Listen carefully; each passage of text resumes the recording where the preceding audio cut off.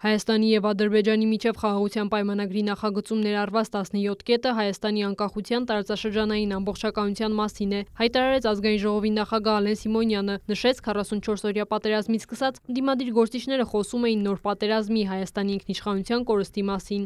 Ասում են բանակցողը պետք է փոխվի, որտեղ բանակցողը չի կարող գնա բանակցել։ Բանակցողը գնաց ձեր ասած տրամաբանությամբ, ստացավ հակառակորդ երկրի կողմից, որը քանակապես եւ ռազմականորեն ավելի ուժեղ իրավիճակում է գտնվում եւ մեջքին կանգնած է առնվազն երկու գերպետություն, մեկը Թուրքիան, մեկը Պակիստանը, գնաց իր հետ, ֆիքսեց իր սահմանը, ֆիքսել նշանակում է, որ այդ մարդը ասում է, եղբայր, վերջ, ընդունում եմ, այսինքն ես չեմ արձակվելու, առնվազն ես իմ համար ու քո համար եւ աշխարհի համար ֆիքսում եմ։ Դիտարկմանը, թե Ալիևը չի ստորագրելու խաղաղության պայմանագիրը, Ալեն Սիմոնյանը ասաց, սահմանազատման կանոնակարգի դեպքում էլ նույնն էր ասվում, սակայն Ադրբեջանի նախագահը ստորագրեց այն։ Սկզբից 5 կետ էր Ադրբեջանը առաջարկում, այդ 5 կետը դարավ 7, 7-ը դարավ 10, 13 անգամ մենք այդ թուղթը, ասենք իրանք է ժամավաճառությամբ են, հա, ադրբեջանցիք զբաղվում, բան ու գործ չունեին, տանկերի մատորները անջատել էին եւ ասում էին, եկեք մի հատ թուղթ քննարկենք, որը մենք չենք ստորագրելու։ Անդրադառնալով քաղաքացիական պայմանագիր կուսակցության վարկանիշին, Ալեն Սիմոնյանը նշեց, վստահ է հաջորդ ընտրություններին կուսակցությունը կստանա ընտրողների 50+1 ձայնը։ Նախ Ռոբերտ Քոչյանը եւ Սերժ Սարգսյանը մեզ կօգնեն այդ հարցում, ինչպես նաեւ Արտուր Վանեցյանները եւ մնացած նման մարդիկ, հենց իրանք մտնեն եթեր, մեր վարկանիշը կսկսի բարձրանալ։ Եթե դրան միանան Վազգեն Մանուկյանները եւ Բագրատ Սրբազանները, վարկանիշը եւս 5 սանդղակով կավելանա։ Facebook-յան իրականությունից դուրս կա իրականություն, որտեղ իմաստուն հայ մարդը գիտի, որ A. ինքը նախնիների վերադարձը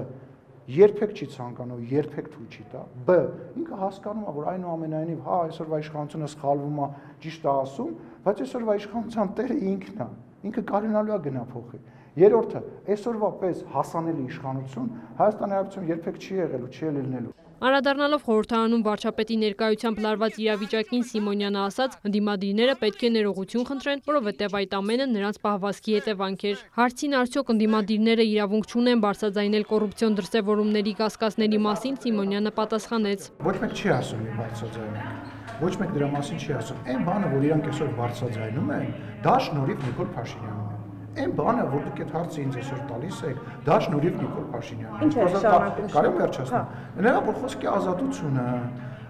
մտքի ազատությունը, մարդկանց ազատ արտահայտվելու իրավունքը այսօր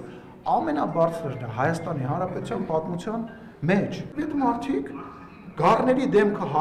բաները հագնում են, դիմակները հագնում են, գայլ լինելով, գալիս են նստում են ստեղ եւ ասում են Հաչիմացակ, տարան մարդուն 12 ժամ պահեցին, բասա անելու բանա, բայց իրա ձեռը միջև ստեղ արյան մեջ հա։ Սիմոնյանը չմանրամասնեց, թե ում նկատի ունի, պատճառներ նշեց, թե ինչու են նրանք միջև հիմա ազատության մեջ։ Ամբողջ կազմով բան են եղել հետքեր վերացնելով։ Շատ եմ մարտի մեկը ասում, որտեղ մասնակցել եմ այդ ամեն ինչին, փամփուշտներ վերացնելով,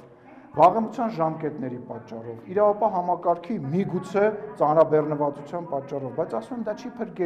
չի փրկելու,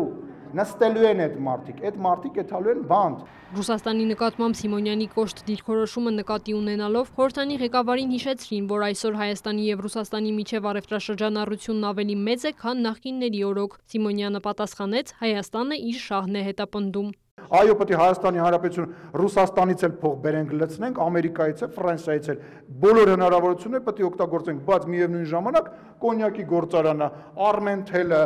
ռուս գազի տրուբեն չպետք է տանք ուրիշին եւ ասենք, դե քեզ նվեր $250 միլիոն համար։ Անդրադարձ եղավ նաև վարչապետի Մոսկվա այցին։ Կարծում եմ, որ վարչապետի մասնակցությունը պայմանավորված է միայն եւ միայն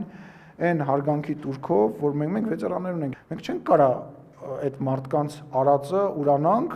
հա,